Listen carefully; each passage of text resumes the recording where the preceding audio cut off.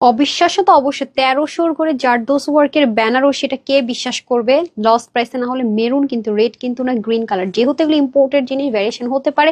আর যারা সফট বেনারসি চাচ্ছেন, শাড়ি পরতে পারে না সময় স্বল্পতার জন্য, তাদের জন্য বেস্ট। তাও আবার কি 30 থেকে 50 ভরের উপর নিতে পারবেন। জারদোসের হ্যান্ডওয়ার্ক করা, হাতা থেকে শুরু করে ফুল বডি, নর্মাল কোনো চিনন কাপড়ও কিন্তু না, যে কাশ্মীরি যে একটা খুব সফট একটা সিল্ক ম্যাটেরিয়াল হয়, যেগুলো 7-8 হাজার টাকার দিল্লি বুটিক্স ইউজ হয়, সেই ম্যাটেরিয়াল আমরা পেয়ে যাচ্ছি, যেটা কিনা ম্যাটেরিয়ালটা খুবই ম্যাজিক্যাল। উপর থেকে দেখলে একটা শেড কালার মনে হয়, এটা একদম ডার্ক একটা গ্রিন।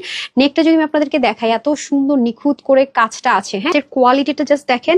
জারদোসের ওয়ার্ক গুলো যে স্প্রিং করা, সব কিছু নিখুঁত করে করা, এগুলো কিন্তু আপনার লক করা আছে পুরোটাতে। শুধু কি তাই, পুরো বডিতে কিন্তু ছেটা ছেটা কাজগুলো পর্যন্ত লক করা, হাত আর মুখে পর্যন্ত কি সুন্দর করে কাজ।